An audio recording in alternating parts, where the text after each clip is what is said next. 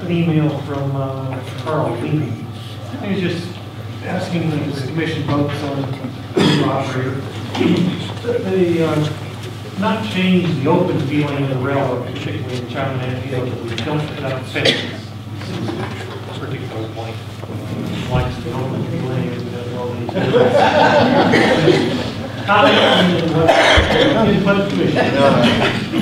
That's probably the one blog that I've gotten over and over and over. They say that Al Harper, he's going to lock the yard up and all that. You know, there's a practicality that the general public needs to understand. Number one, the states of New Mexico and Colorado have sovereign immunity. A not-for-profit operator doesn't mind taking risks. As a manager who's vulnerable, even though I have corporate shielding and all that kind of thing, there is certain wisdom that needs to be happening on the railroad. And am I going to make it so that the rail fan and photographer can't go through the yard? No, I'm not going to do that. But I am going to do some things that'll probably be somewhat of an inconvenience to some, and it's very reasonable.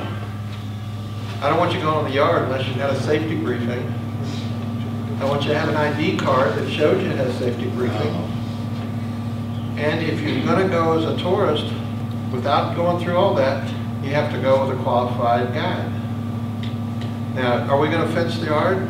Probably something to control it, because too often there's a risk of injury and liability, and too often there are souvenir seekers. I can speak from great experience. And as a result, I am careful. Now, the last blog I had says, well, Al has fences and he has security guards, but it doesn't matter, the guards aren't any good.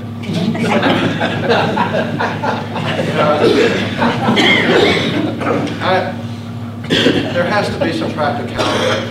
I don't think you want the general public roaming around that yard that has no idea what a blue flag is, has no idea about some of that dangerous equipment moved around, and I don't think they should be doing that. And so I'm going to make it so you can do that with the freedom you had before, but you have to have a briefing and an ID card, probably be some kind of a charge. I would love for the Friends to operate it, and if they can make guided tours a profit center, I'd love for them to do that. We do that in Durango.